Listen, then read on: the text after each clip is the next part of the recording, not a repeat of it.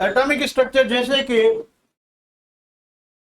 Chapter के नाम से आपको थोड़ा सा अंदाजा हो जाएगा, एटॉमिक स्ट्रक्चर मतलब ये हुआ कि एटम की स्ट्रक्चर। तो भाई चैप्टर नंबर 2 है atomic structure, chapter number 2, chapter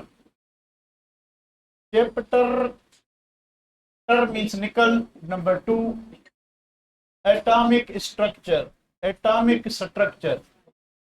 तो हम क्या करते हैं कि पहले पहले इस पूरे चैप्टर की शुरुआत कैसे हुई थी उस पर थोड़ी रोशनी डालते हैं, ठीक है। अब रोशनी का मतलब ये नहीं कि हम खिड़की खोल के इस पर लाइट डालें, रोशनी डालते हैं, हम उसको एलाबोरेट करते हैं, जरा देखते हैं कि हिस्ट्री में क्या हुआ था। तो बहुत पीछे से हम शुरुआत करते हैं, 440 बीसी, 440 बीसी। अब बीसी का मतलब है बिफोर क्राइस्ट, यानी इस वक्त तकरीबन 2024 चल रहा है, तो 2024 से भी 440 साल पीछे, यानी 2064 साल पहले, 2064 ईयर्स अगो, दो साइंटिस्ट थे, ग्रीक फिलोसोफर्स, ग्रीक फिलोसोफर्स। कौन थे भाई, कौन थे?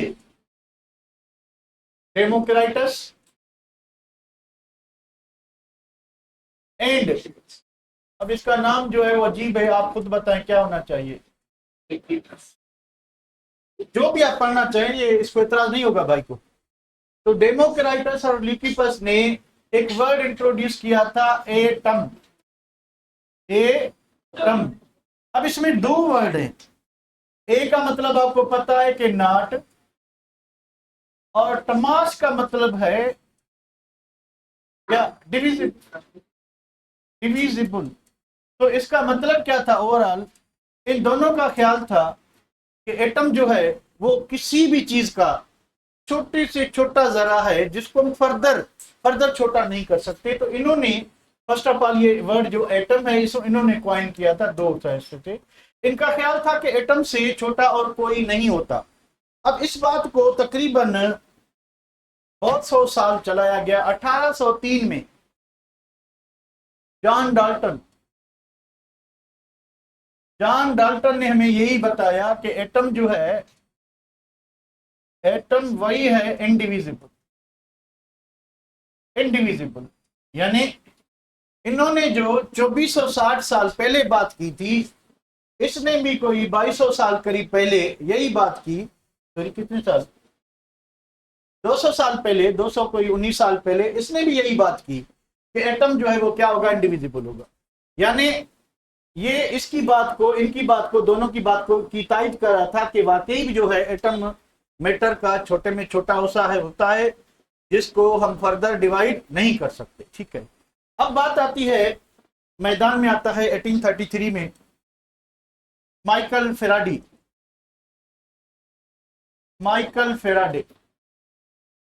फेराडे ने क्या किया था, इसका जो काम था वो ये था कि टू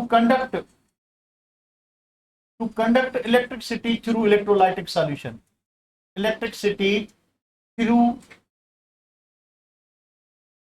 इलेक्ट्रोलाइटिक सॉल्यूशन। इसका जो काम था वो ये था कि भाई इलेक्ट्रोलाइट जो होता है, इलेक्ट्रोलाइट क्या होता है, ऐसा कंपाउंड जिसको अगर आप पानी में डिसॉल्व करो वो आयनाइज हो जाए, उसकी सॉल्यूशन जो है, उसके जो आइंस हैं, आइंस सॉल्यूशन में मूव करने लगे और उसकी सॉल्यूशन से करंट पास हो जाए। दो कंडीशन में इलेक्ट्रोलाइट इलेक्ट्रिसिटी पास करता है, या तो उसको आप एक्वस सॉल्यूशन यानी पानी में डिसॉल्व करें, या फिर दूसरी कंडीशन ये है कि आप उसको मेल्ट करें। जब आपका कोई भी आयनिक कंपाउंड है, अगर वो सॉलिड स्टेट में होगा, किस स्टेट में होगा, तो चार्जेस या चार्ज पार्टिकल्स जो आइंस हैं वो एक दूसरे से टाइटली बाउंड होंगे, आइंस एक जगह से दूसरी जगह मूव नहीं कर सकेंगे।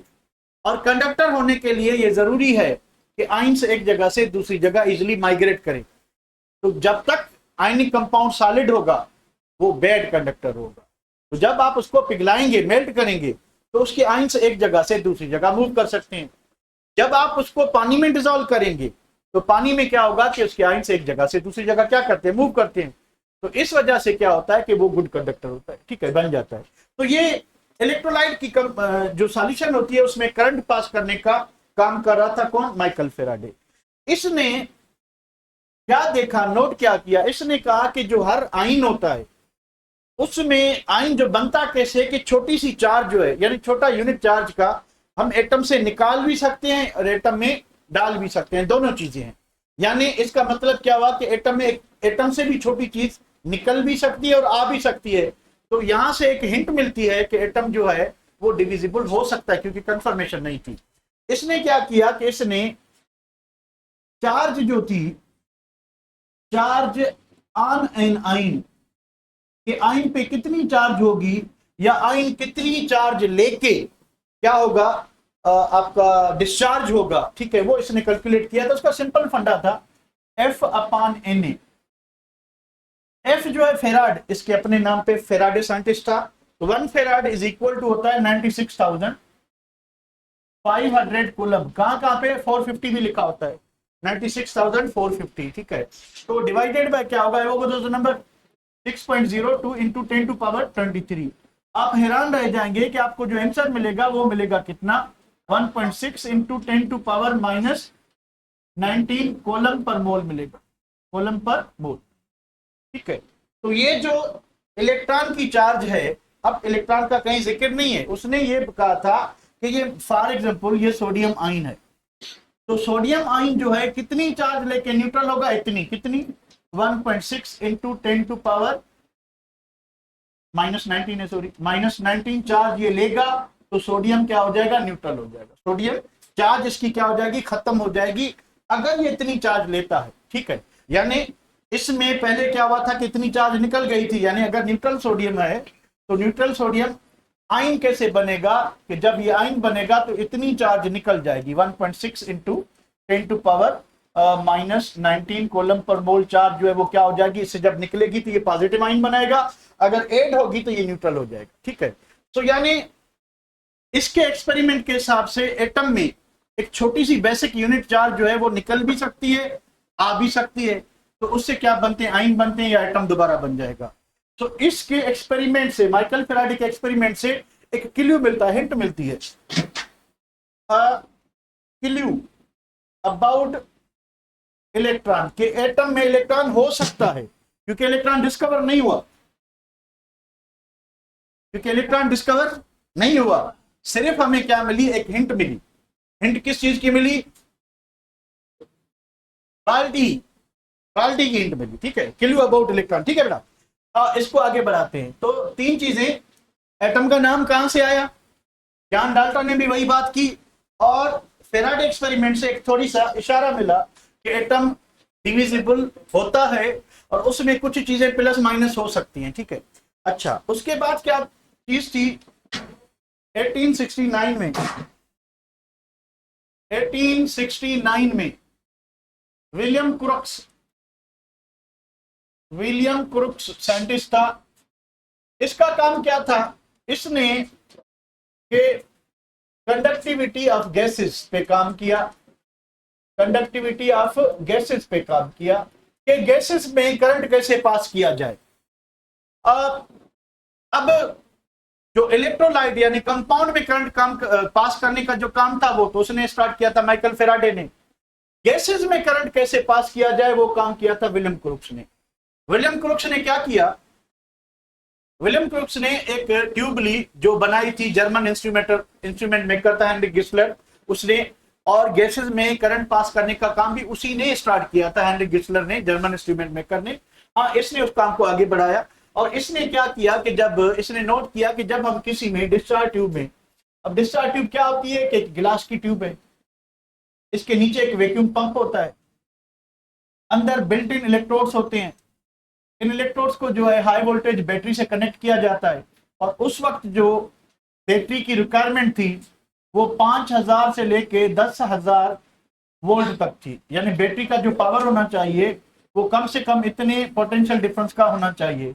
तो ये नेगेटिव और ये पॉजिटिव टर्मिनल, ठीक है। तो बैटरी को जिस नेगेटिव टर्मिनल से कनेक्ट करते हैं इसको क्या कहते हैं, कैथोड, और इसको हम क्या कहेंगे, एनोड। अब विलियम क्रुक्स ने देखा क्या, विलियम क्रुक्स ने जो दो तीन बातें नोट की, वो क्या थी, कंक्लूजन्स क्या थे इसके एक्सपेरिमेंट के नंबर पहली बात कि gases are bad conductors, gases are bad conductors at normal pressure, normal pressure के गैसेस जो हैं वो बैड कंडक्टर होती हैं अगर आम प्रेशर यानी 1 atm पे किसी भी गैस में कितना मर्जी आए प्रेशर जो है, सॉरी कितना मर्जी आए क्या करंट पास किया जाए, पर गैसेस से करंट पास नहीं होता। हम एक खुलासा एग्जांपल लें, एयर क्या है, गैस है। तो हमारे पास घरों के ऊपर जो है 11,000 वोल्ट की तार जो है वो बिल्कुल बेयर होती है, ठीक है, नंगी तार जो है वो हमारे घर के ऊपर लटक रही होती है।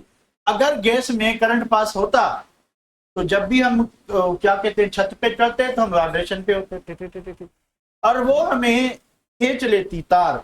उसके बाद क्या होता आप अच्छे से समझते हैं, ठीक है, अंतिम संस्कार होता हमारा भाई। तो एक बात ये कि गैसेस नॉर्मल प्रेशर पे कंडक्ट नहीं, इलेक्ट्रिसिटी कंडक्ट नहीं करते, किस पे करते हैं, लो प्रेशर। लो प्रेशर के साथ और क्या होना चाहिए, high potential difference, high potential difference, difference को इधर लिख लेते हैं, ठीक है। एग्जैक्ट वोल्ट कितने चाहिए वो डिपेंड करता है लेंथ ऑफ द ट्यूब और प्रेशर ऑफ द गैस, दो चीजों पे डिपेंड करता है कि लेंथ कितनी है ट्यूब की और प्रेशर कितना है। अच्छा, इसमें डिस्कवर क्या हुआ, इसने नोट किया कि जब हम करंट पास करते हैं तो कैथोड से कुछ इनविजिबल रेडिएशंस निकलते हैं जो एनोड की तरफ मूव करते हैं। क्योंकि ये रेडिएशन कहां से निकले थे, कैथोड से, तो इनका नाम क्या रखा गया, कैथोड रेज। क्या नाम रखा गया, कैथोड। तो 1869 में विलियम क्रुक्स ने कैथोड रेज डिस्कवर किए थे।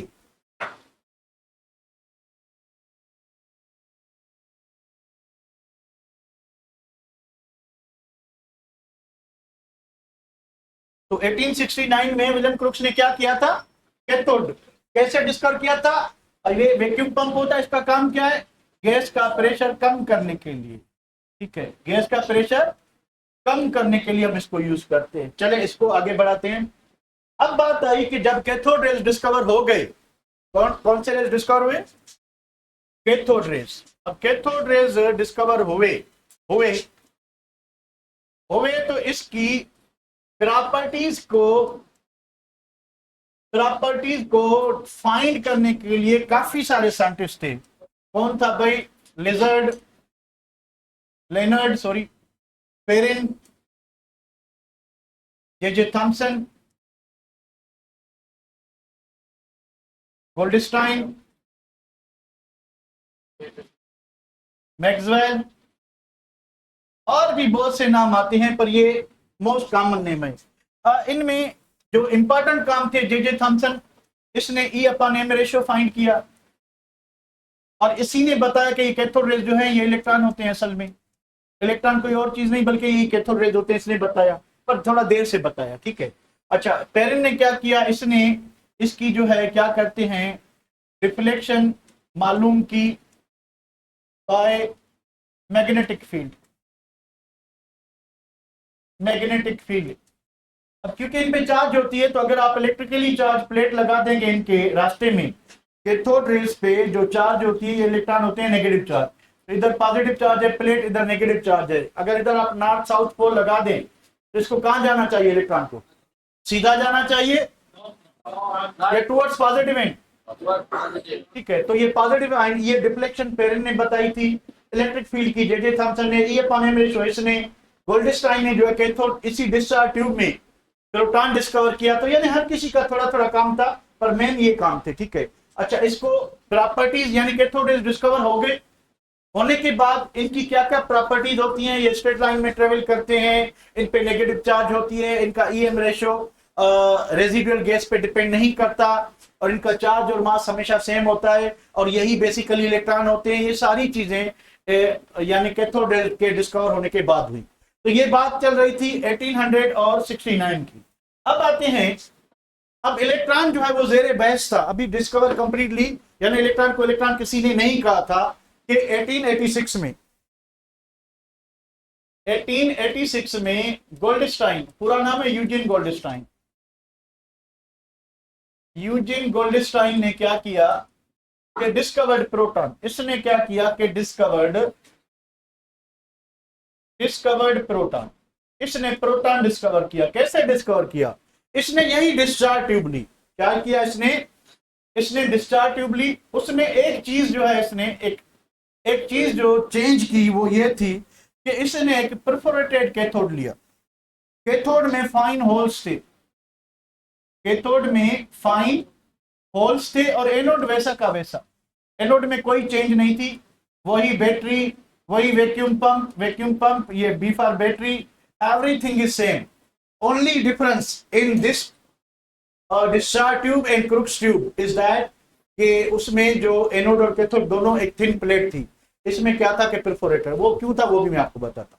इसने क्या नोट किया, इसने कहा कि भाई जब हम गैस में डिस्चार्ज ट्यूब में करंट पास करते हैं तो कैथोड रेज के साथ साथ अंदर पॉजिटिव रेज भी बनते हैं। अब उसने एनोड रेज का नाम नहीं लिया क्योंकि एनोड रेज एनोड से, तो पॉजिटिव रेज एनोड से निकलते नहीं है। कैथोड रेज को क्यों कहा गया कि ये कैथोड रेज है? क्योंकि वो कैथोड से ही निकलते हैं। ठीक है, तो यहां से निकलते हैं कैथोड रेज। कैथोड रेज कहां से निकले? कैथोड से। और उसने कहा कि अंदर एक और भी फंडा होता है, और वो फंडा क्या होता है? वो फंडा ये होता है कि इसमें अंदर पॉजिटिव रेडिएशन भी बनते हैं। वो कहां मूव करते हैं? टूवर्ड्स कैथोड मूव करते हैं। अब ये क्या सीन था, इसको भी थोड़ा एलाबोरेट कर लेते हैं। देखिए ये टॉपिक हमारे सिलेबस में नहीं है, पर पूरे चैप्टर को थोड़ा जो है रिकॉल करके फिर कल अपने टॉपिक पे आ जाएंगे। तो इसके हिसाब से दोनों चीजें अंदर होती हैं। कैथोड रेज के साथ साथ पॉजिटिव रेज भी होते हैं। क्या होते हैं? Positive raise. यानी इसने जो प्रोटॉन डिस्कवर किया, proton itself is a what? Positive raise. कि प्रोटॉन भी जो है वो it is a what? Positive, क्योंकि प्रोटॉन में कौन सी चार्ज होती है? पॉजिटिव। अब पॉजिटिव रेज को इसने क्या नाम दिया? इसने नाम दिया क्या? Canal raise. Canal raise. तो प्रोटॉन का नाम किसने दिया? रदरफोर्ड ने। Name given by Rutherford. और मजे की बात है ये बायोकेमिस्ट्री की तरफ ले गया इसको। वर्ड प्रोटियास लिया गया, प्रोटीन वाला। अब first rank protein is taken from the Greek word Proteas, means of prime importance और ऑफ फर्स्ट रैंक। तो पॉजिटिव रेज सबसे जो हल्का होता है, जो डिस्चार्ज ट्यूब में बनेगा, वो प्रोटॉन होता है। वो क्या होता है? प्रोटॉन। तो उसका नाम पहला जो ये हल्के में हल्का जो था उसका नाम रखा इसने प्रोटॉन। तो वही वर्ड है, वहां से लिया गया। ठीक है बेटा। अच्छा, अब क्या बात हुई कि भाई केनाल रेज क्यों कहा गया? क्योंकि अगर इस कैथोड में होल्स ना होते तो ये केनाल रेज डिस्कवर, केनाल का मतलब होल्स होता है। तो ये जो पॉजिटिव रेज डिस्कवर हुए थे आफ्टर पासिंग थ्रू दिस क्या दीज होल्स, इन होल्स से पास होके। अब ये थोड़ा क्या फंडा है, थोड़ा सा मैं आपको समझाने की कोशिश करता हूं। इलेक्ट्रॉन जो है, अब क्योंकि उस टाइम डिस्कवर नहीं था, अब हमें पता है कि इलेक्ट्रॉन जो है 1837 टाइम्स लाइटर देन और हेवियर देन, लाइटर देन हम प्रोटॉन। ठीक है। अब इस चीज को आप थोड़ा अंदर में समाने की कोशिश करें कि इलेक्ट्रॉन 1837 टाइम्स, तो हमारे पास ये एनोड और कैथोड क्या था? ये था, ये एनोड था। ठीक है। अब इस एनोड से, और ये साइड पे क्या था? कैथोड था। ठीक है। अब एनोड कैथोड आ गए। अब बात क्या थी कि इलेक्ट्रॉन बीइंग लाइटर पार्टिकल, बहुत लाइट है, डेंसिटी बहुत कम है, मास भी कम है, वेलोसिटी ज्यादा है, तो इस इलेक्ट्रोड से इजीली गुजर गया। गुजर के वो कहां टकराया? वो टकराया इस डिस्चार्ज ट्यूब से और गिलो मिला एनोड के पीछे, एनोड के पीछे। अब जो प्रोटॉन था या कोई भी पॉजिटिव रेज था, पॉजिटिव रेज क्या था? हल्के में हल्का जो था वो प्रोटॉन था। उसका मास भी इससे 1837 टाइम क्या था? ज्यादा था। तो इलेक्ट्रॉन और प्रोटॉन में पेनिट्रेशन पावर किसका ज्यादा होगा? सोच ले एक बार। ताकि ये 37 करो, 30 आप निकालोगे तो 40 में आता है। ठीक है, कोई बात नहीं। 30 आप 36 कर लो, कोई मसला नहीं। 37 करो या 6 करो, इससे कोई फर्क नहीं पड़ता। सिंपली इतना बताओ कि भाई पेनिट्रेशन पावर किसका ज्यादा होगा? जो चीज लाइटर होगी वो तेजी से मूव करेगी, वो किसी चीज में इजीली घुस सकती है, ठीक है। तो अब क्या होगा कि भाई यहां से जो है ये प्रोटॉन जो है वो हैवी होने की वजह से यहां से पेनिट्रेट नहीं कर सके। तो विलियम क्रूस को एक ही साइड पे ग्लो नजर आया था, एक ही साइड पे बिहाइंड एनोड। सॉरी सिस्टम गलत हो गया, एक मिनट मैं इसको, यहां पे क्या था कि डार्क था, कैथोड के बिहाइंड में किसके पास, क्रूक्स के पास, क्रूक्स के पास इस साइड, क्योंकि इलेक्ट्रॉन पतले थे उनका पेनिट्रेशन पावर ज्यादा था, वो यहां से घुस गए और इस साइड से जैसे ही वो ट्यूब से टकराए तो वहां पे ग्लो प्रोड्यूस हुआ। पर प्रोटॉन हैवी होने की वजह से यहां से गुजर नहीं पाए, किस कैथोड से। अब इसने क्या किया, कि इसमें होल्स बना दिए, तो होल्स में से इजीली निकल गए, तो इसको गिलो दोनों साइड से। तो what is the difference between crooks tube and Goldstein tube? Cathode का डिफरेंस है। क्रूक्स ट्यूब में एक ही चीज डिटेक्ट हुई थी, कैथोड रेज। इसमें दो चीजें, positive raise and cathode rays. Positive raise, अच्छा फर्क क्या था, कैथोड का फर्क था, अगर ये होल्स ना करता तो प्रोटॉन या पॉजिटिव रेज डिस्कवर नहीं होते। क्यों? क्योंकि वो हैवी होने की वजह से उनका पेनिट्रेशन पावर क्या था, कम था, ठीक है। इसको आगे बढ़ाते हैं। अच्छा, तो अब इलेक्ट्रॉन भी आ गया, सॉरी इलेक्ट्रॉन नहीं आया, एटम डिविजिबल हो गया, एटम में प्रोटॉन निकल आया। तो एटम अभी जाके कंफर्मली डिविजिबल हुआ 1886 में। इससे पहले सिर्फ शक था, अब पक हो गई। शक जो है वो पक में कन्वर्ट हो गया कि भाई इलेक्ट्रॉन जो है, इलेक्ट्रॉन ही सॉरी प्रोटॉन पहले डिस्कवर हुआ था। क्योंकि जब कैथोड रेज डिस्कवर हो गए थे ना, तो उस वक्त भी साइंटिस्ट समझ गए थे, क्या समझ गए थे कि एटम इलेक्ट्रिकली न्यूट्रल होता है। एटम इलेक्ट्रिकली, तो अगर एटम में कैथोड रेज की फॉर्म में नेगेटिव चार्ज है तो there must be a positive charge, जो उसको क्या करेगी, न्यूट्रल करेगी। तो बस डिस्कवर करना बाकी था। तो इन द एंड पहले जो है कंफर्म जो हुआ था वो प्रोटॉन हुआ था। अब 13 साल बाद जाके इलेक्ट्रॉन जो है वो कंफर्म होगा, ठीक है। अच्छा, इसके बाद तारीख हमें ले जाती है 1891 में। 1891 में क्या हुआ कि पथरी साइंटिस्ट था स्टोनी। स्टोनी जो है coined name electron before it's discovery, क्योंकि अभी कैथोड रेज इलेक्ट्रॉन है कि नहीं ये कंफर्म नहीं हुआ था, अभी ये बहस चल रही थी। और ये पथरी आया स्टोनी जो है, इसने जो है वो क्या किया कि इसका नाम इलेक्ट्रॉन रख दिया। इसका नाम इलेक्ट्रॉन, आयल ड्रॉप इधर किधर आ गया छोकरा, मनीष तू हमेशा बीच में घुसता है, पर तेरा धुका नहीं लगता यार, थोड़ा धुका कमाल का लगाया करना। कोई भी धुका तेरा नहीं लगता, मैं हमेशा रीड करता हूँ, वेस्ट ऑफ टाइम ही होता है। कोई अच्छा सा धुका लगाया कर यार, कोई मतलब कोई मुंड पुछड़ी तो लगे ना। आयल ड्रॉप इलेक्ट्रॉन डिस्कवर नहीं हुआ, उसकी चार्ज कहां से आ गई पहले, पागल इंसान। अच्छा धुका लगाया कर भाई, इससे तो अच्छा है कि तू माशूक सर के गाने सुना दे। तो स्टोनी ने क्या किया, स्टोनी ने इलेक्ट्रॉन का नाम दिया, अभी इलेक्ट्रॉन डिस्कवरी नहीं, ठीक है। अब थोड़ा आगे बढ़ते हैं। अब भाई 1895 आता है।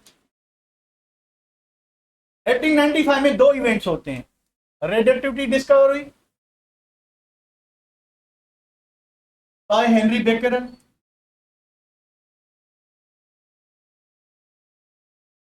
हेनरी बेकरल ने क्या किया कि रेडियोएक्टिविटी डिस्कवर की। कैसे डिस्कवर की? He was working on a system which is called fluorescence, ऐसे कंपाउंड जिससे लाइट इमिट होती है, तो ये इस पे काम कर रहा था।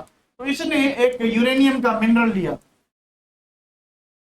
पुरानी बुक में इसको पिच ब्लेंड लिखा गया, वो और चीज होती है। यूरेनियम का एक ऑक्साइड लिया या मिनरल लिया, ऑक्साइड कह लें या मिनरल ऑफ यूरेनियम कह लें, यानी नेचुरली अकरिंग कंपाउंड। एक दिन हेनरी बेकरल इस पे काम करते करते करते जब थक गया, शाम को घर जाने का टाइम आया, या बीवी ने मिस कॉल दी शायद, ठीक है, उस टाइम मोबाइल तो नहीं था, मिस कॉल कैसे दी, खैर। तो जैसे शाम का टाइम हुआ, ये इसको, उस जमाने में फोटो निकालने के लिए एक प्लेट यूज होती थी, जिंक सल्फाइड। जिंक सल्फाइड की प्लेट में इसको लपेट के, चादर की तरह इसको लपेट के टेबल के खाने में रख के घर चला गया। दूसरे दिन जब ये वापस आया तो इसने नोट किया क्या नोट किया भाई? इसने नोट किया कि ये जो प्लेट थी इसके ऊपर हल्के हल्के स्पॉट थे, इसके ऊपर हल्के हल्के स्पॉट थे, क्योंकि अगर उस फोटोग्राफिक प्लेट को ओपन रोशनी में रखेंगे वो पूरी व्हाइट हो जाएगी, ठीक है। तो इसने क्या देखा कि हल्के हल्के स्पॉट थे, थोड़े थोड़े थोड़े थोड़े चिड़िंग टाइप के जो है वो स्पॉट थे। अब ये काफी वक्त ये सोचता रहा कि भाई ये क्या हुआ है। बाद में इसको समझ आया, इसने फिर क्या किया कि यूरेनियम को ठंडा करके देखा, यूरेनियम को गर्म करके देखा, यूरेनियम के ऊपर प्रेशर डाल के देखा, यानी इसने सारी वो चीजें करके देखी जो इन्वायरमेंटल फैक्टर्स होते हैं, प्रेशर, टेम्परेचर, कंप्रेशन, ठीक है, increase in pressure, release of pressure, increase in volume, सब कुछ कर देखा, ठंडा गर्म सब कुछ। पर उसने देखा कि इसमें जो स्पॉटिंग हो रही थी फोटोग्राफ फिल्म में वो बंद नहीं हुई, ना कम हुई ना ज्यादा हुई। तो यहां से एक कंक्लूजन निकाला इसने, और वो कंक्लूजन क्या था कि जरूर इस ये यूरेनियम के कंपाउंड से कुछ इनविजिबल रेडिएशंस निकल रहे हैं जो हमारी प्यारी आंखों को नजर नहीं आ रहे, पर इस फिल्म को नजर आ रहे हैं क्योंकि वो है ही फिल्म। तो इस अमल को, इस प्रोसेस को जिसमें कोई कंपाउंड, कोई एलिमेंट खुद ब खुद रेडिएशन खारिज करता है, इसका नाम रखा गया नेचुरल रेडिएटिविटी। इसका नाम क्या रखा गया? नेचुरल रेडिएटिविटी। डिफाइन कैसे करते हैं? रेडियो एक्टिविटी, ठीक है, डिफाइन इस तरह से करते हैं कि स्पॉन्टेनियस मींस खुद ब खुद, without any help, spontaneous emission of radiations from certain elements और देयर कंपाउंड्स। एलिमेंट अकेला है, यानी यूरेनियम अकेला है, फिर भी रेडिएशन खारिज करेगा। यूरेनियम किसी से केमिकली कंबाइन हो जाता है, फिर भी रेडिएशन खारिज करेगा। ऐसा क्यों? क्योंकि बाद में ये प्रूव हुआ कि radioactivity is a nuclear reaction. Radioactivity is a nuclear, और जो कंपाउंड बनता है वो न्यूक्लियर रिएक्शन नहीं होता, उसमें इलेक्ट्रॉन इन्वॉल्व होते हैं। तो यूरेनियम का न्यूक्लियस तो वैसा का वैसा रहा। जब यूरेनियम ऑक्सीजन से कंबाइन होकर ये कंपाउंड बनाएगा तो यूरेनियम का न्यूक्लियस चेंज होगा ना, ऑक्सीजन का न्यूक्लियस चेंज होगा। अब रेडियोएक्टिविटी क्या चीज है? चेंज कहाँ आएगी? न्यूक्लियस में आएगी। तो न्यूक्लियस में चेंज आएगी, तो न्यूक्लियस पे केमिकली कंबाइन होने से कोई उसकी सेहत में असर नहीं पड़ा। तो यूरेनियम क्या होगा कि अकेला होगा तब भी रेडिएशन खारिज करेगा, अगर किसी के साथ केमिकली कंबाइन हो जाएगा फिर भी रेडिएशन खारिज करेगा। तो ये इसने नेचुरल रेडियोएक्टिविटी जो है वो क्या की, डिस्कवर की। उसके बाद मैरी क्यूरी ने, अब इसकी मुझे डेट का पता नहीं, मैरी क्यूरी ने क्या किया, मैरी क्यूरी ने रेडियम एंड पोलोनियम, दो रेडियोएक्टिव एलिमेंट इसी से सेपरेट किए, इसी से।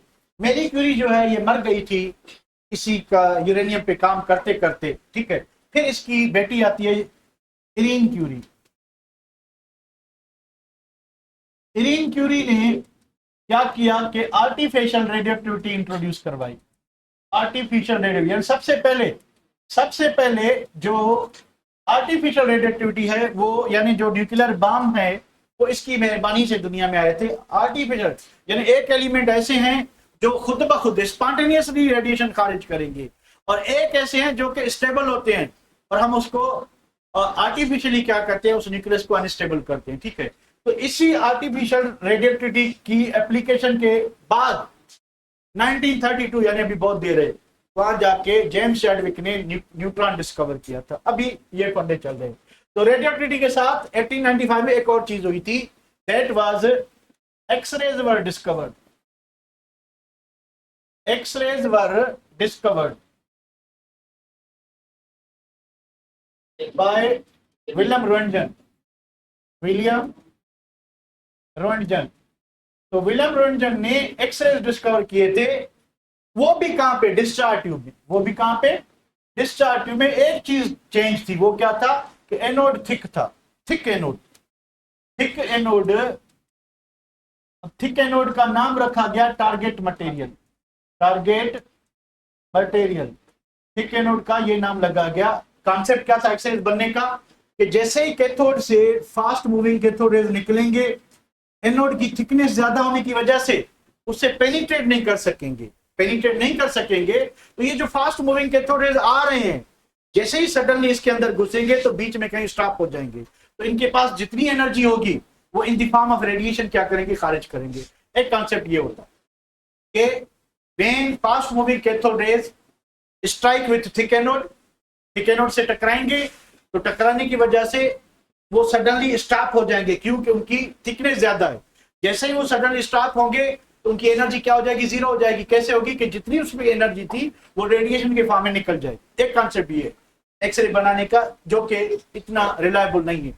दूसरा कॉन्सेप्ट ये है कि जैसे ही फास्ट मूविंग इलेक्ट्रॉन या कैथोड रेज थिक एनोड से टकराएंगे तो ये क्या करेंगे कि इनर शेल से इलेक्ट्रॉन की वैकेंसी जनरेट करेंगे। फॉर एग्जांपल अगर ये पहला इलेक्ट्रॉन है, इसको ये क्या करेंगे, जैसे इससे इलेक्ट्रॉन टकराएगा ये इलेक्ट्रॉन निकल जाए तो यहाँ एस ऑर्बिटल में एक वैकेंसी क्रिएट हो।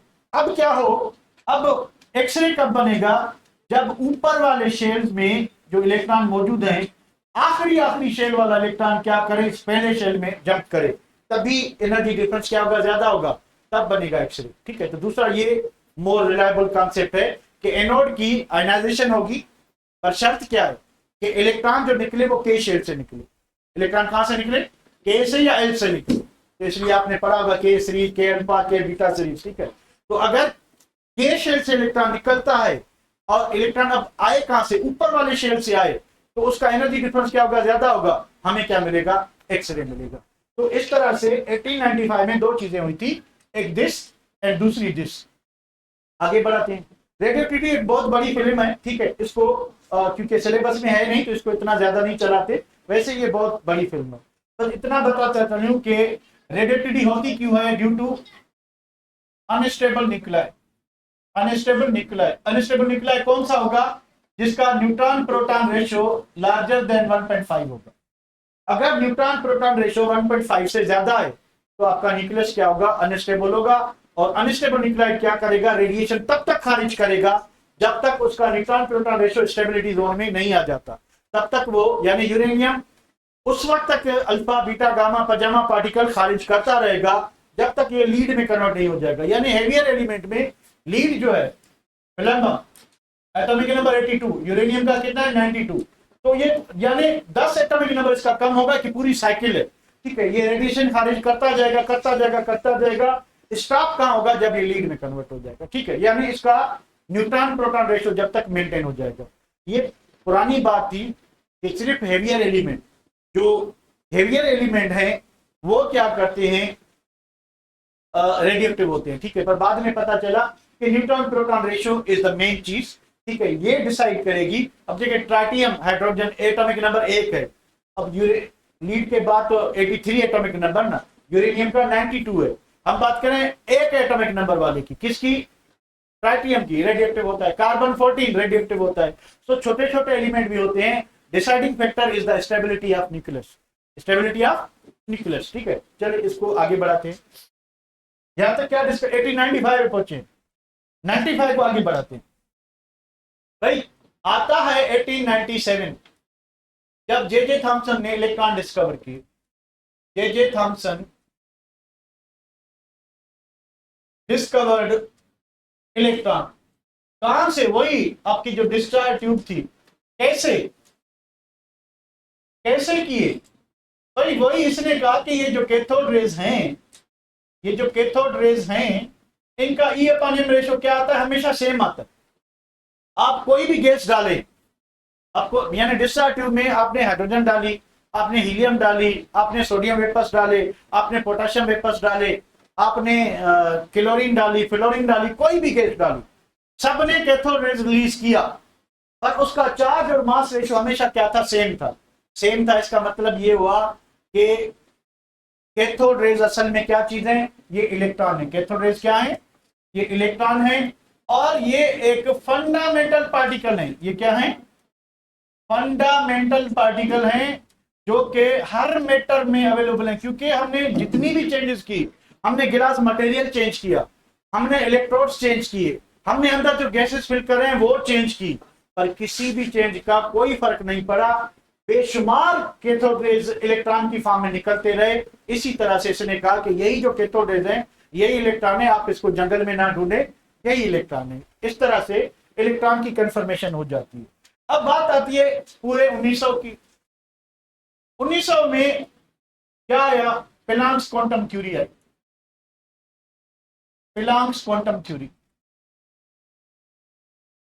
प्लैंक्स क्वांटम थ्योरी आती है by Max Planck. Max Planck उसके बाद जो है इसने अल्बर्ट आइंस्टाइन ने इसको फर्दर एक्सप्लेन किया था। अल्बर्ट, या एक्सटेंडेड बाय कह सकते हैं, extended by Albert Einstein.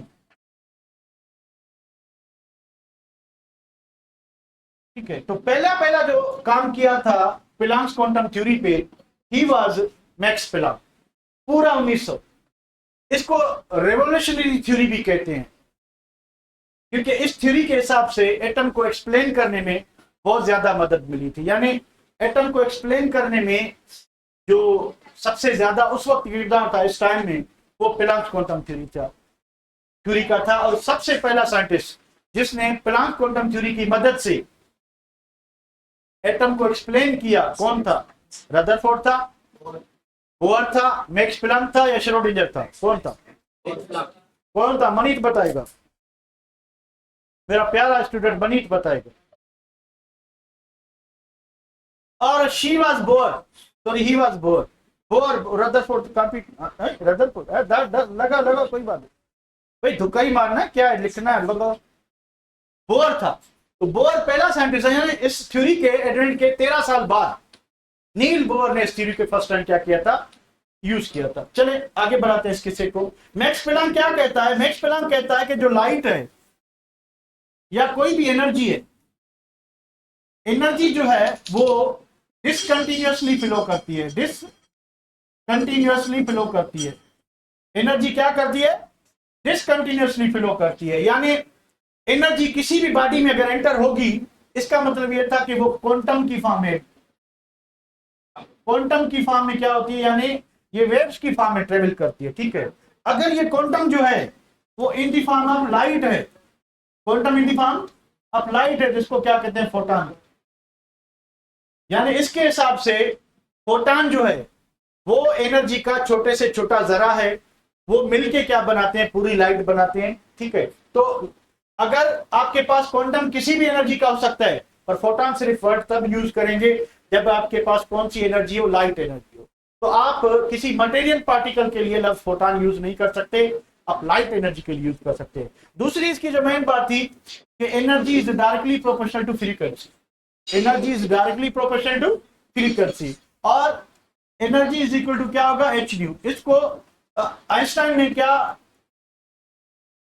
E is equal to mc square, इसमें चेंज कर दिया। ठीक है, पर पहली इक्वेशन ये थी एनर्जी की, अब ये फिजिक्स में चली गई है, हमारे पास है, तो हम इसकी बात करेंगे। इस रिलेशन को नील बोर ने यूज किया था कि when electron jumps from higher shell to lower shell, the energy difference delta is equal to h nu, delta is equal to h nu. तो ये नील बोर ने बताया था, इस थ्योरी की जो हिसाब लिया था। और फोटॉन वाली बात पहली मर्तबा किसने की थी? नील बोर ने की थी। तो उस पर अभी आते हैं, ये कहां पहुंचे हम? 1900 में आए भाई, 1909 में, 1909 में जे थॉमसन ने एक मॉडल प्रपोज किया जिसको कहते हैं प्लम पुडिंग मॉडल। 10 मिनट लूंगा मैं भाई, इसको कहानी को इधर ही खत्म करें, कल तो टॉपिक शुरू करेंगे। प्लम पुडिंग मॉडल, उसके बाद आप ब्रेक कर लें। ठीक है, अब ये जो प्लम पुडिंग मॉडल है, इसका क्या हिसाब किताब है? इसने कहा कि एटम एक पॉजिटिव स्फीयर है। यानी यहां तक क्या हुआ है, पहले हिस्ट्री को थोड़ा रिवाइज कर ले कि एटम इंडिविजिबल था, एटम डिविजिबल हो गया after the discovery of electron and proton. अब हमें ये पता है कि इलेक्ट्रॉन भी है, प्रोटॉन भी है। अब साइंटिस्ट के लिए आगे चैलेंज ये था कि इलेक्ट्रॉन और प्रोटॉन एटम में होते कैसे हैं, क्योंकि अभी तक जो एटम था वो बहुत छोटा था, वो इंडिविजिबल था। अब इलेक्ट्रॉन भी हैं, प्रोटॉन भी हैं, देखा किसी ने नहीं था, पर हाँ एक्सपेरिमेंटल एविडेंस थे, उसके बेसिस पे कह रहे थे आखिर ये इलेक्ट्रॉन और प्रोटॉन होंगे कहाँ। तो सबसे पहला मॉडल आता है प्लम पुडिंग मॉडल। अब इसको इसने कहा कि आप एक वाटरमेलन लें, उसको हाफ कट करें। ठीक है, अब वाटरमेलन का जो अपर पार्ट होगा वो ग्रीन होता है, तो थोड़ा असली टच देते हैं। ठीक है, अब अंदर क्या होगा, वो रेड होगा। ठीक है, अब ये वाटरमेलन आपका बन रहा है, मुंह में पानी आ रहा है, थूक दें। ख्याल करना साइड में कौन बैठा है, देखना भाई। ठीक है, अब ये आपका वाटरमेलन ओरिजिनल टच दे रहे हैं इसको। वाटरमेलन आ गया, ठीक है। इसने कहा कि एटम जो एक पॉजिटिव स्फीयर है, ठीक है, एटम एक पॉजिटिव स्फीयर है और इसके अंदर इलेक्ट्रॉन बिल्कुल ऐसे चिपटे हुए हैं, ऐसे चिपके हुए हैं जैसे जैसे कि कस्टर्ड में मक्खी फंस जाए। इसको प्लम पुडिंग मॉडल का मतलब क्या है, कस्टर्ड, ठीक है। तो एटम एक पॉजिटिव स्फीयर है और उसमें इलेक्ट्रॉन बिल्कुल चिपके हुए हैं, यानी इसके हिसाब से एटम क्या है, एटम एक पॉजिटिव स्फीयर है, ठीक है। फिर इलेक्ट्रॉन क्या है, इलेक्ट्रॉन पे नेगेटिव चार्ज है, इलेक्ट्रॉन जो है वो रेस्ट में है, ठीक है। और इलेक्ट्रॉन जो है वो एम्बेडेड है। आप 2-3 वर्ड यूज कर सकते हैं, embedded, sandwiched, sandwich in positive sphere. अब कुछ बुक पॉजिटिव स्फीयर लिखते हैं, कुछ क्या करते हैं कि पॉजिटिव पॉजिटिव चार्ज लगा देते हैं कि इलेक्ट्रॉन और प्रोटॉन बिल्कुल चिपके होते हैं, ठीक है। यानी इसके मॉडल से इलेक्ट्रॉन जो है वो रेस्ट में होता है, एक जगह पे प्रोटॉन के साथ चिपका हुआ है, ठीक है। अब इस चीज को वेरीफाई करने के लिए 2 साल बाद, 1909 की बात है, रदरफोर्ड आता है, ठीक है। रदरफोर्ड अपने 2 साथियों के साथ इन 1911 कौन, रदरफोर्ड ने क्या किया था, पहली बात जो इसकी डिस्कवरी ऑफ न्यूक्लियस, इसने न्यूक्लियस को डिस्कवर किया था, ठीक है। इसने planetary system of an atom discover किया था, ऑफ एन एटम। इसने एटम को प्लैनेटरी सिस्टम से कंपेयर किया था या इसने एटम को सोलर सिस्टम से, निजाम शमसी से कंपेयर किया। इसका ख्याल यह था कि एटम जो है वो पॉजिटिव स्फीयर नहीं होता। इसने एक्सपेरिमेंट किया था, जिसको, इसके एक्सपेरिमेंट को आप क्या कहते हैं, आप इसको गोल्ड फॉइल एक्सपेरिमेंट कहते हैं। आप इसको अल्फा स्कैटरिंग एक्सपेरिमेंट कहते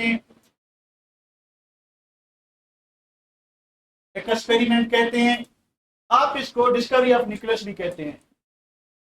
तो 2-3 नामों से ये जाहिर होता है, डिस्कवरी ऑफ न्यूक्लियस ये भी कहते हैं, ठीक है। ये सारे क्रेडिट जाते हैं किसको, रदरफोर्ड को। रदरफोर्ड ने क्या किया था कि बिल्कुल एक थिन शीट ली थी किसकी, गोल्ड की, उसके ऊपर एक फिल्म लगाई थी जिंक सल्फाइड की और एक रेडियोएक्टिव एलिमेंट पोलोनियम लिया था। यहां से कंटिन्यूअसली अल्फा पार्टिकल जिसपे डबल पॉजिटिव चार्ज होती है वो खारिज हो रहे थे। अगर हम बात करते हैं किसकी, हम बात करते हैं इसकी, ये जो थॉमसन के मॉडल की, उसने क्या कहा था कि एटम पॉजिटिव स्फीयर होता है, अल्फा पार्टिकल पे कौन सी चार्ज है, डबल पॉजिटिव। तो जैसे ये इसके नजदीक है, इसमें गुजर जाए या गुजार जाए, पर ये गुजर रहे थे। इसने क्या देखा, इसने देखा कि भाई पूरी जिंक सल्फाइड प्लेट जो है इधर उधर ज्यादातर जो है बिल्कुल सामने, जहां से जिस डायरेक्शन से अल्फा पार्टिकल आ रहे थे उसी डायरेक्शन में जा रहे थे। कुछ अल्फा पार्टिकल थोड़ी एंगल पे क्या हो रहे थे, डिफ्लेक्ट हो रहे थे। मतलब क्या हुआ कि ये जगह खाली है, अल्फा पार्टिकल गुजर गया, खाली है, अल्फा पार्टिकल गुजर गया,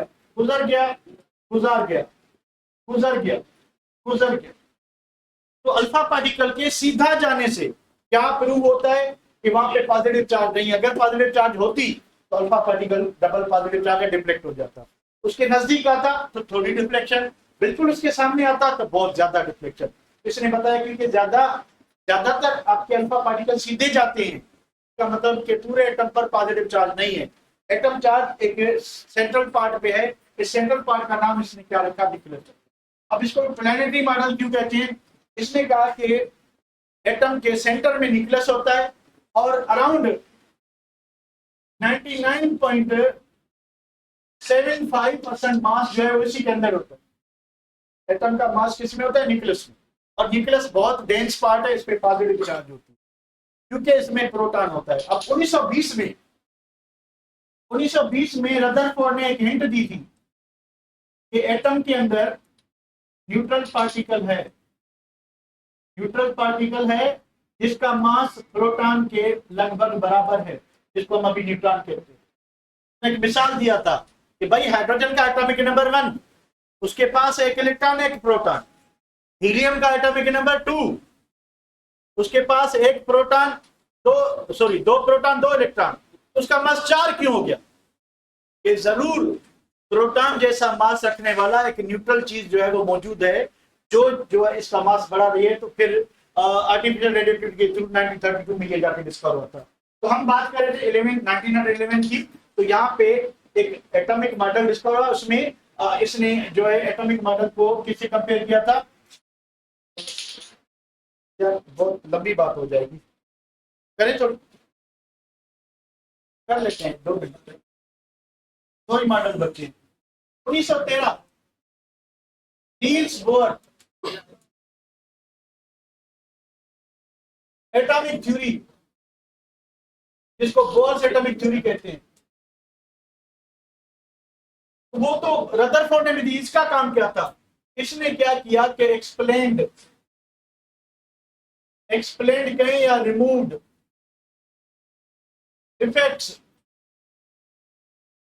of Rutherford model using quantum theory, using Planck's quantum theory। इसने क्या किया, रदरफोर्ड के मॉडल पे 2 बड़े बड़े ऑब्जेक्शंस थे, 2 बड़े बड़े। पहला ऑब्जेक्शन ये था कि अगर कोई चार्ज पार्टिकल रिवॉल्व करेगा या एक्सीलरेट होगा तो उसको एनर्जी खारिज करनी चाहिए। ये फिजिक्स वाले कह रहे थे, ये जो लिमराद वाले हैं, बिना बालों वाले, तो ये कह रहे थे कि भाई अगर कोई भी चार्ज पार्टिकल है, मैक्सवेल थ्योरी है ये फिजिक्स में, कि whenever a charge particle is accelerated it must radiate energy. यानी फिर इसने कहा था कि इलेक्ट्रॉन जो है तो वेरियस शेल्स में क्या करते हैं, रिवॉल्व करते हैं, किसके बाद, न्यूक्लियस के बाद। अब अगर मैक्सवेल थ्योरी कहती है अगर चार्ज पार्टिकल रिवॉल्व करेगा तो वो क्या करेगा कि चार्ज एनर्जी क्या करेगा, लूज करेगा। एनर्जी लूज करेगा तो वो अपना शेल नंबर कम करता जाएगा, अल्टीमेटली आखिर में उस इलेक्ट्रॉन को न्यूक्लियस में गिरना है और एटम तबाह हो जाए, डिस्ट्रॉय हो जाए। ऐसा हो नहीं रहा था, रदरफोर्ड बता नहीं पा रहा था कि ये फंडा क्या है, तो ये दोनों चीजें हो रही थी। तो अभी इसको जो है नील बोर जो है उसने फिर क्या किया, दोनों को कैसे एक्सप्लेन किया। एक तो ये ऑब्जेक्शन था कि भाई इलेक्ट्रॉन को रिवॉल्व नहीं करना चाहिए, जे थॉमसन वाली बात सही है, इलेक्ट्रॉन रेस्ट में, ठीक है। दूसरी बात यह कि अगर इलेक्ट्रॉन कंटिन्यूसली रिवॉल्व करता है तो इस पीरियड में जो है वो स्पेक्ट्रम भी इंट्रोड्यूस हो चुका था, तो एटम का स्पेक्ट्रम जो है वो कंटिन्यूस होना चाहिए, पर एटम का स्पेक्ट्रम कौन सा आ रहा था, लाइन आ रहा है। इस 2 चीजों का नील बोर छोटा सा जवाब देते हैं। नील बोर ने कहा कि जब तक इलेक्ट्रॉन अपने असली शेल में रिवॉल्व करता है, यानी अगर इलेक्ट्रॉन दूसरे शेल में रिवॉल्व कर रहा है, या आपके पास हाइड्रोजन है, इलेक्ट्रॉन इस पहले शेल में रिवॉल्व कर रहा है, करता रहेगा ना, अपनी तरफ से ये एनर्जी क्या करेगा, ऐड करेगा, ना अपनी तरफ से ये एनर्जी क्या करेगा, रिलीज करेगा। यानी अपनी तरफ से इलेक्ट्रॉन कुछ नहीं कर सकता। अगर ये इलेक्ट्रॉन एनर्जी लेगा तो फिर ये जंप करेगा किसमें, दूसरे शेल में। अब दूसरे शेल में जाके जब ये एनर्जी देगा तो ये आएगा वापस अपने शेल में, पर असली शेल में यानी जो इसका पहला शेल है उसमें रिवॉल्व करते हुए ये एनर्जी लास्ट नहीं करता। जब लास्ट नहीं करेगा तो न्यूक्लियस में गिरेगा। तो दूसरी बात कि जब भी इलेक्ट्रॉन पहले शेल से दूसरे में जाएगा तो दूसरे में वापस आएगा पहले में, तो एक क्वांटाइज्ड अमाउंट और फिक्स अमाउंट की एनर्जी क्या करेगा, खारिज करेगा। तो एवरी टाइम जब इलेक्ट्रॉन दूसरे शेल से पहले में आएगा या तीसरे से पहले में आएगा, तो अगर 100 मरतबा भी इलेक्ट्रॉन चौथे से तीसरे शेल में आता है तो स्पेक्ट्रम में 100 लाइन नहीं, एक ही लाइन में। इसका मतलब क्या हुआ, एटम का स्पेक्ट्रम क्या होता है, लाइन। आखिरी जो मॉडल है वो हमारे सिलेबस में नहीं है, इरविन श्रोडिंगर वाला, उसमें यह कि वेव मैकेनिकल मॉडल कहते हैं उसको, उसमें ऑर्बिटल को इंट्रोड्यूस करवाया था। क्योंकि इसमें नील बोर ने बताया कि इलेक्ट्रॉन जो वो शेल्स में होते हैं, फिर शेल्स में आगे जाके सब शेल डिस्कवर हुए जिसको हम SPDF कहते हैं। उसके बाद उस सब शेल्स में जो है वो आपकी ऑर्बिटल्स डिस्कवर हुई। ऑर्बिटल्स को इरविन श्रोडिंगर ने क्या किया था, डिस्कवर किया था। तो ऑर्बिटल जो है वो क्या होती है, फिर ये सारी फिल्म जो है, फिर इलेक्ट्रॉनिक कॉन्फ़िगरेशन, ये वो एटॉमिक रेडियस, इलेक्ट्रोनेगेटिव, ये सारी बाद में प्रॉपर्टी। तो कल से हम स्टार्ट करेंगे, कहाँ से स्टार्ट करेंगे, कल हम करेंगे डिस्कवरी ऑफ प्रोटॉन से, जो इसमें है, ठीक है। इलेक्ट्रॉन को भी थोड़ा हाईलाइट कर लेंगे, तो डिस्कवरी ऑफ इलेक्ट्रॉन, प्रोटॉन और डिस्कवरी ऑफ न्यूट्रॉन पे भी चले जाएंगे। ये 3 चीजें कर देंगे, इनकी प्रॉपर्टीज वैसे पीएमडीसी में बहुत थोड़ा है, तो उसको हम ये 3 चीजें डिस्कस करेंगे। ठीक है बेटा, जाएं, चलिए ब्रेक करें।